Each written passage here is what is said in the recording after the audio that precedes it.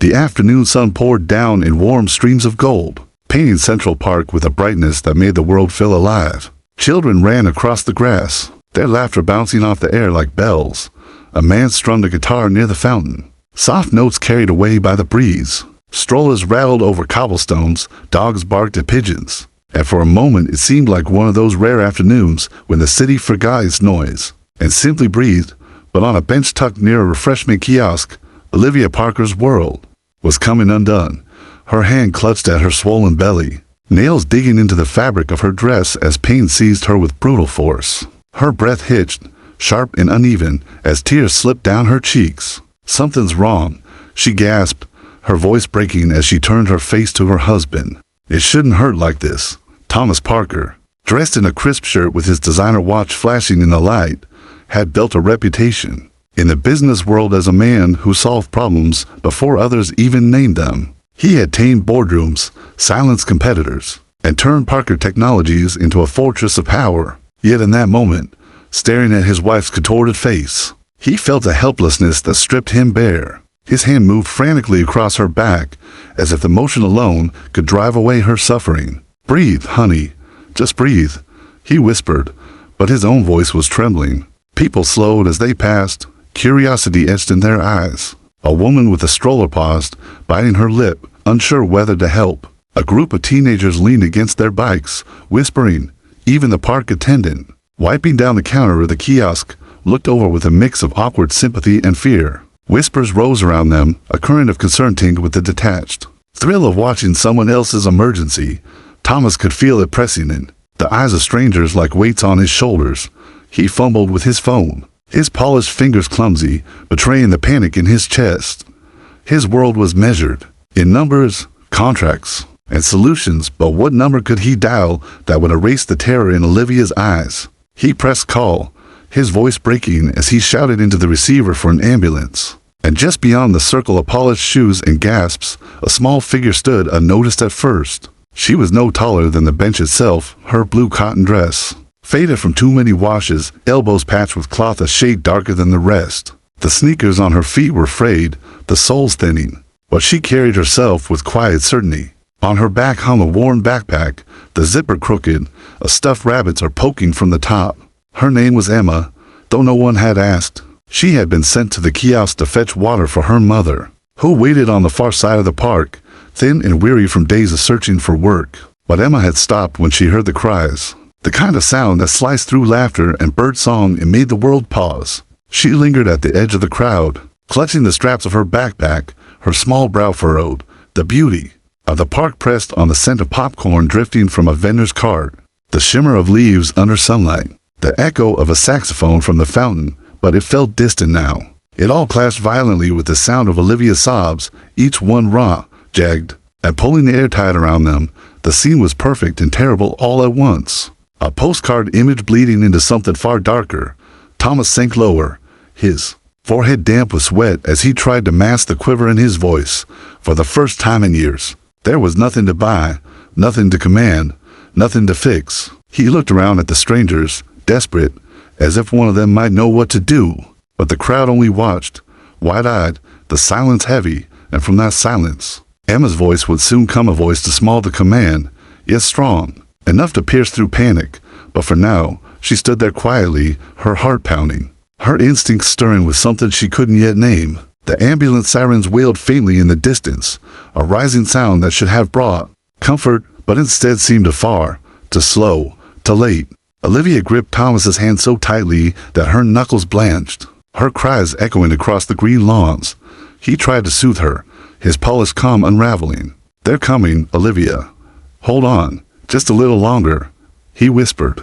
But his words rang hollow, fragile things crumbling against the sharp edges of her pain. The crowd pressed closer. Some reached for their phones, filming, their faces alight with a strange mix of concern and spectacle. Others whispered nervously, as though the sight of a millionaire's wife in agony was something unreal, a story too strange for a sunny day. A young boy tugged on his mother's sleeve and pointed. An elderly man shook his head and muttered, "She needs help now, not later." Yet no one stepped forward. No one dared. And then, threading through the anxious murmurs, a small voice spoke with startling clarity. "She needs help. The words did not waver. They cut through the noise, sharp and certain. The crowd shifted, parting in confusion, and there she was. A little girl, no more than 8, standing at the edge of the circle with her worn sneakers scuffed from too many miles. Her faded blue dress flapped in the breeze, patches stitched carefully at the elbows. She held her backpack close to her, chest like armor, but her eyes, those deep, steady eyes, burned with a wisdom that seemed out of place on such a young face. Thomas whipped around, his nerves already frayed. "What are you doing here? Move back, please." His tone was sharp, protective, born of fear, but also of disbelief. He couldn't fathom that a child could step into this storm. But the girl did not flinch. She took a step closer, her voice calm but commanding in its own way. "She doesn't need to wait for them. I can help." Olivia's face contorted as another wave of pain tore through her. She reached out blindly, fingers brushing the air as if searching for an anchor. Her gaze found the little girl, and though her lips trembled, she whispered, "Please, someone." Her voice trailed into a broken sob. The park attendant, still holding the bottle of water he had meant to offer, glanced between Thomas and the girl. Uncertain, the crowd hushed, drawn in by the tension. Even the distant music from the fountain stopped as the guitarist lowered his instrument, watching.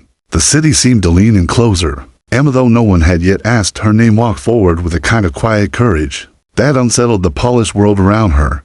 She was a child who knew hunger, who knew the hollow ache of going without, who had learned to listen more than to speak, and in this moment, she carried herself not as a child, but as someone bearing a secret gift. She looked directly at Olivia's belly, her eyes wide and unblinking. "They're talking to each other," she said softly, as though speaking to herself, but loud enough that the silence carried her words like thunder. Thomas's face hardened. "What are you saying? This is ridiculous. My wife needs medical attention, not whatever this is." His voice cracked, betraying the cracks in his certainty. He moved to block Emma, his body tense, protective, but Olivia grabbed his wrist weakly, her nails digging into his skin. Thomas, her eyes, were glassy with pain, but behind them flickered something else. A desperate trust, a whisper of faith that logic could not explain. Let her try. For a moment, everything seemed suspended. The world held its breath. The children in the playground had stopped running. The dogs had gone quiet. Even the breeze felt still. Emma knelt before Olivia, her small frame dwarfed by the looming figures around her. She placed her backpack gently on the ground and raised her small hands. "May I?" she asked, her voice filled with something that sounded both fragile and unbreakable at the same time. Thomas hesitated, torn between fear and love, between control and surrender. The sirens were still far off, echoing faintly, but here and now, in the park's dappled sunlight, time itself seemed to stretch. The millionaire, who once ruled his world with authority, now found himself standing at the edge of a choice he never expected to place his wife's safety in the hands of an unknown child. Olivia's breathing was ragged, her tears glistening, but she nodded. She gave the little girl her consent with nothing more than a single, whispered yes, asterisk, and as Emma reached forward, the crowd leaned in, every heart beating to the same rhythm of suspense. Something powerful was about to happen, something no one could have predicted. Asterisk. Emma's small hands hovered just above Olivia's swollen belly, trembling for a brief second before settling with surprising steadiness. Her palms were warm, her fingers soft, and though she was only 8 years old, there was an undeniable confidence in the way she moved, like a child carrying the memory of someone much older. The crowd shifted closer, their breaths shallow, their eyes wide. They weren't just watching anymore, they were witnessing. Thomas clenched his jaw, torn between rage and fear, but he couldn't stop his wife's faint smile through the tears. Olivia's eyes fluttered closed, as though she had surrendered herself to something she couldn't explain, but instinctively trusted. A hush fell so deep that even the distant sirens seemed like echoes from another world. Asterisk. Emma closed her eyes. "They're scared," she whispered, and the words sent shivers through the bystanders. Asterisk. Asterisk. She didn't say the baby, she said they. Slowly, she reached into her framed backpack, rummaging past pencils worn down to nubs and a wrinkled math worksheet, until she pulled out a small plastic flashlight. Its cartoon stickers had long faded, peeling at the corners, but when she clicked it on, the beam of light spilled against Olivia's stomach like a gentle sunbeam. The crowd murmured in confusion. "What is she doing?" Someone whispered. Another scoffed. "It's a toy," but no one dared interrupt. Emma pressed the flashlight lightly against Olivia's belly and began to move it in slow, deliberate circles, the glow tracing patterns across the fabric of her dress. Then she started to hum. It wasn't the sing-song hum of a child trying to mimic a tune. It was low, ancient, melodic, as though it had been passed down through countless generations. The lullaby floated through the air like a spell, weaving into every listening ear. The mothers in the crowd felt it first-hand ache in their chests, a stirring in their memories. Even men who had never held a child blinked rapidly, their throats tight, as though the sound carried some secret truth about life itself. Olivia's body responded. Her chest rose in steadier rhythm, the jagged breath softening. Her face, moments ago twisted in agony, relaxed slightly as the sharp edges of pain dulled into something bearable. Her hands moved instinctively over Emma's, pressing them more firmly against her dot, and then it happened. Olivia gasped, but it wasn't fear this time. Her eyes flew open, wide with shock. "Thomas, did you feel that?" Her voice shook with awe. Thomas leaned closer, placing his trembling hand beside Emma's tiny one. What he felt made his heart lurch. The movements were there, fluttering, shifting, but not just one. It was chaos and harmony all at once. A symphony of three distinct patterns, alive and urgent. Emma's humming softened, her lips brushing the words into the air. They're crowded. They're pushing against each other. They need space. Her small brow furrowed with concentration, as though she could hear whispers no one else could. The crowd gasped collectively, eyes darting from Olivia's belly to the little girl's face. "Three," someone murmured. A woman pressed her hands over her mouth, her eyes welling with tears. Thomas recoiled slightly, shaking his head in disbelief. No, that's impossible. We've had ultrasounds. There's only one child." His voice cracked, each word sounding more like a plea than a statement. Emma opened her eyes then, lifting them to his. They were steady, unblinking, filled with something that unnerved him deeply, a certainty that could not come from a child's imagination. "No," she said softly. "There are three. Two are hiding behind the first. They were waiting to be found." The silence that followed was suffocating. Even the wind seemed to hesitate. The crowd was frozen between doubt and awe, their own instincts pulling them toward belief. Olivia reached for her husband's wrist, squeezing weakly. "Thomas, she's right. I can feel them. Not 1, 3. Tears blurred Thomas's vision as he stared down at his wife, then at the little girl kneeling before her with a flashlight and a lullaby. His carefully built world of logic and control crumbled, leaving him stranded in a place where miracles were real and came in the form of a child. In patched clothes, Emma didn't gloat. She didn't even smile. She kept humming, her hands tracing soothing patterns, as though her only purpose was to quiet the storm inside Olivia. Her voice was steady, her body small, but in that moment, she carried more power than the Millionaire CEO, more authority than the crowd, more certainty than the sirens still wailing far away. And as the sunlight filtered through the oak leaves above, scattering dappled shadows across Olivia's face, she let out a cry, not of pain this time, but of wonder. 3 heartbeats pulsed beneath her hand, where once she thought there was only one. Thomas's knees buckled before he even realized it. The weight of the moment pressed down on him harder than any boardroom defeat or market crash he had ever known. He dropped to the grass beside his wife, his expensive suit soaking up the dirt and dew. But he no longer cared. His eyes darted between Olivia's trembling hands resting on her belly, and the little girl's small palms still moving in careful circles with that flickering flashlight. He wanted to deny it, to cling to the certainty of charts and scans, to the words of doctors with degrees and sterile offices. Yet here, in the open air of Central Park, a child in a patched dress had revealed something no one else had seen. His voice cracked as he whispered, How could you possibly know?" Emma didn't look at him. Her gaze remained on Olivia, her lips moving softly around the hum of the lullaby. Only after a long pause did she answer, her tone simple, almost matter of fact. "I just do. My grandma taught me.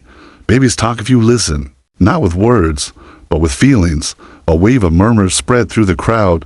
Some were skeptical, shaking their heads, muttering about tricks or nonsense, but others leaned in, captivated, their eyes wet with tears they didn't understand.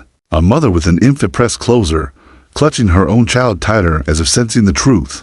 Thomas's throat tightened. He had always been a man of control, a man who could bend the world to his will with enough money, power, or negotiation. Yet here, His wealth was useless, his influence meaningless. He was face to face with something that defied reason. Olivia let out a sob, not of agony, but of release, her body trembling with the strange relief washing over her. "Thomas," she whispered, her eyes glistening with awe, "she's saving us." For the first time in years, Thomas felt utterly small. He pressed his hand beside Emma's and felt it again, that unmistakable rhythm of three tiny movements, distinct yet connected, a chorus hidden in the silence. His breath caught, his world tilted. "Triplets," he whispered, almost to himself, and the word sounded foreign in his mouth. The idea was absurd, impossible, and yet it was real.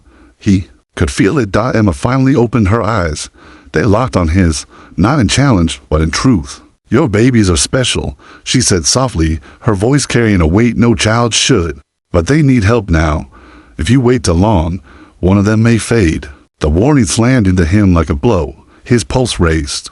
He grabbed his phone, fumbling as he called their doctor again, his words tumbling out in frantic bursts. "Get here now, bring everything, something's wrong, no.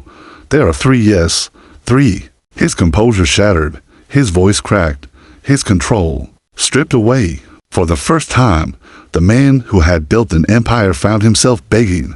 The crowd shifted uneasily, some clung to hope, others to disbelief. A man scoffed, "She's just a kid. Don't let her mess with you." But his voice was drowned by a chorus of gasps when Olivia suddenly let out another sound, not one of pain, but of recognition. Her body jolted gently as the movements inside her grew stronger, more defined. It was as if the babies themselves were responding to Emma's humming. Thomas covered his mouth, tears spilling before he could stop them. He hadn't cried in years, not even at funerals, not even at losses that had cost him millions. But this cracked him open. Emma's hum grew louder, steadier, until the very air seemed to vibrate with it. People in the crowd began to weep without knowing why.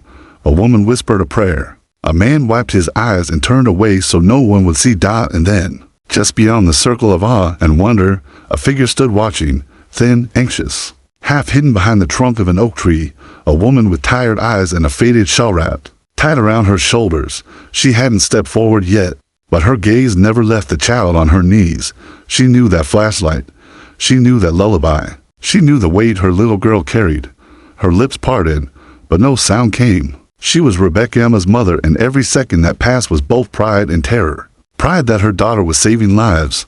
Terror that the truth of who they were, of how fragile their world really was, might come spilling out in front of strangers who lived in mansions and carried credit cards heavier than her entire week's earnings. But still she waited in the shadows, watching, as the millionaire sank to his knees and the poor child carried the weight of a miracle in her tiny hands. The ambulance had drawn closer now, its sirens pulsing like a heartbeat through the streets around Central Park. Red and blue lights flickered faintly through the trees, but no one moved. The crowd had grown larger, passers-by abandoning their ice creams and park strolls to gather around the bench where the strange scene unfolded.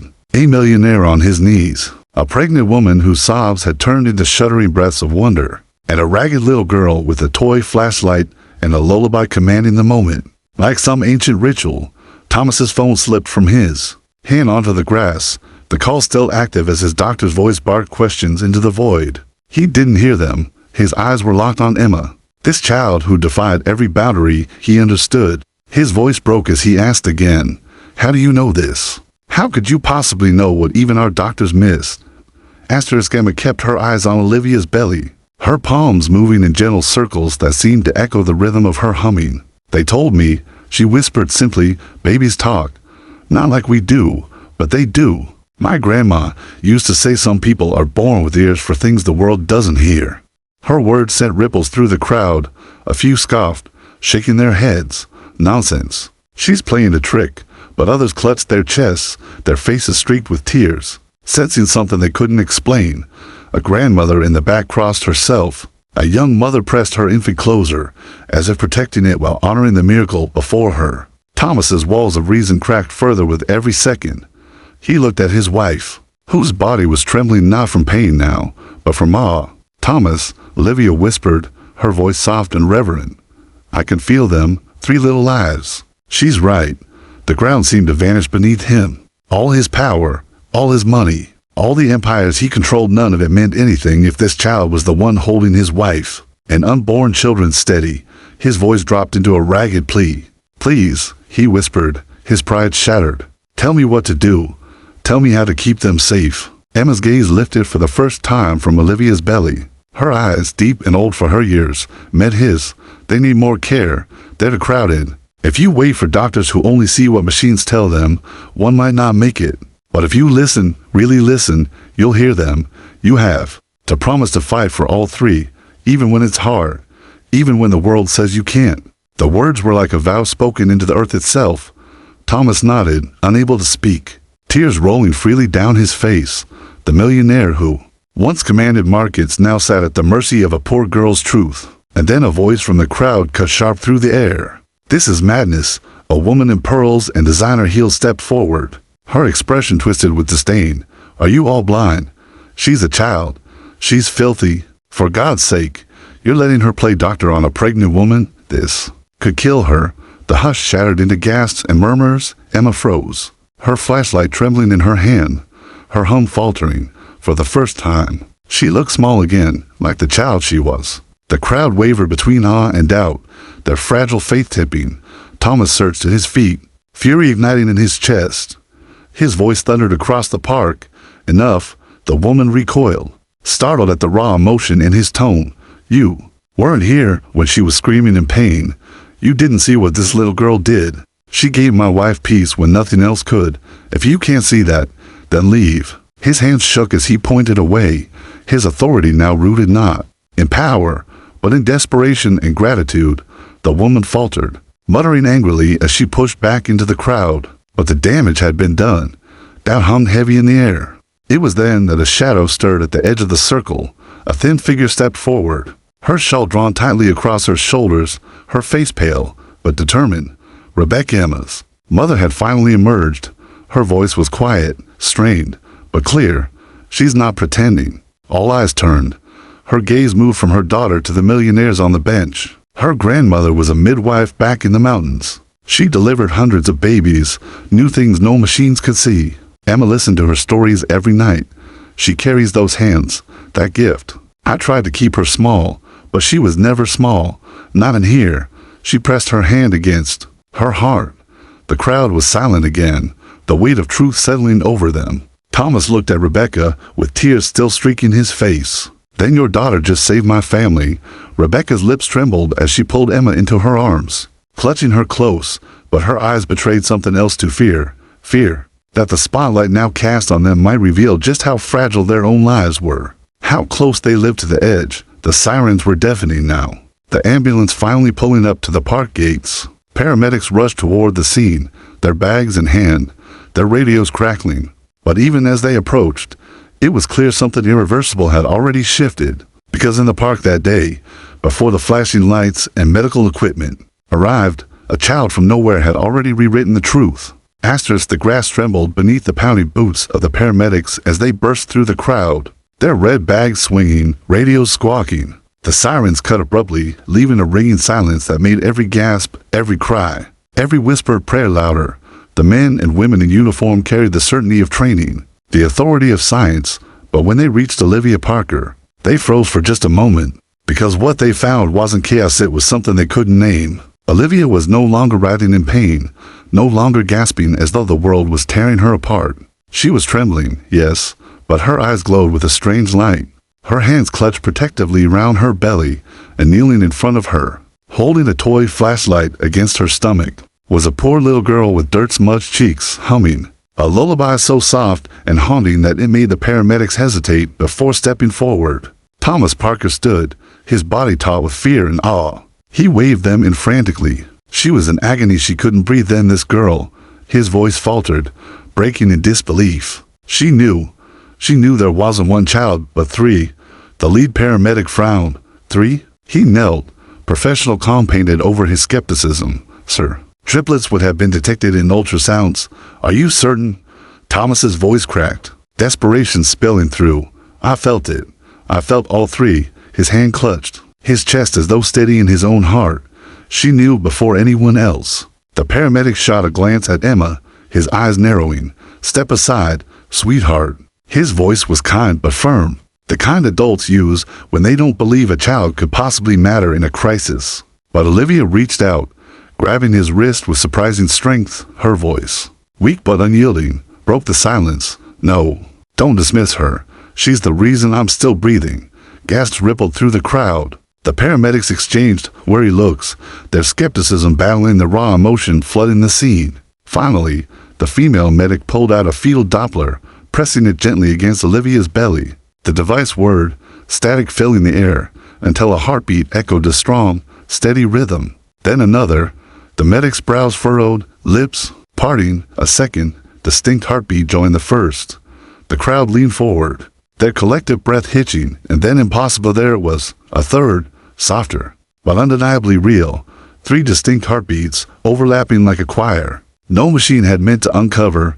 The park erupted. Cries, cheers, sobs. A woman fell to her knees, whispering a prayer. A man in the back shouted, "It's a miracle." Strangers embraced one another as if they had been bound together by the sound of those heartbeats. Even the paramedics looked shaken, their professionalism cracking under the weight of the impossible. Thomas clutched Olivia's hand, tears streaming unchecked down his face. He turned to Emma, who still knelt with her flashlight, her song fading into silence. He dropped to his knees again, his forehead nearly touching the ground before her. "You saved them," he whispered. "You saved my family." Emma's small shoulders tensed. She didn't smile or bask in the glory. She only shook her head slightly. "I didn't save them. They saved each other. They just needed someone to listen." Her words rang through the park like a prophecy, and then suddenly the air shifted again. A harsh voice cut through the sobs and prayers. "Enough of this nonsense." It was the same woman in pearls who had sneered before, her face twisted with rage. She pushed past the medics, pointing a trembling finger at Emma. "This is manipulation. How dare you let a filthy street child handle something so serious? She's no healer, she's a liar. Probably after your money." The crowd recoiled at her cruelty, but her words pierced the fragile hope that hung in the air. Doubt stirred again, eyes turned, uncertain, toward Emma. The weight of suspicion pressed heavy, and that was when Rebecca stepped forward fully. No longer a shadow at the edge. Her shawl slipped from her shoulders, her face lined with exhaustion but glowing with fierce dignity. She pulled Emma close, her hand resting on her daughter's head. "My child isn't lying. She carries her grandmother's gift, a gift money can't buy, a gift machines can't match. She's not after your riches, she's after saving lives." Her voice cracked, but it carried strength that silenced the murmurs. For a moment, no one moved. The Pearls woman sputtered, but her venom found no audience. The crowd had shifted again, their hearts already claimed by the little girl's miracle. The Dr. Thomas had called finally arrived, Dr. Natalie Simmons, her face pale with disbelief as she reviewed the readings. She looked from the monitor to Emma, then back again, unable to reconcile what she was seeing. This isn't possible," she whispered, her composure faltering. "And yet, it is." Olivia clutched Thomas's hand tighter, her tears spilling freely. She turned her gaze to Emma, her voice trembling with reverence. "You didn't just save my babies. You saved me." The crowd erupted again, no longer just witnesses, but believers. They would carry this story with them, tell it to strangers, whisper it to their families. A millionaire's wife saved not by wealth, not by power, not by machines, but by a poor little girl with a flashlight and a lullaby, asterisk, and yet beneath the joy, beneath it all lingered something else, for Emma's warning had not been erased by the miracle. It still hung heavy in the air. One may fade. That single truth, unspoken now, stretched a shadow across the sunlight, because even miracles come with a cost.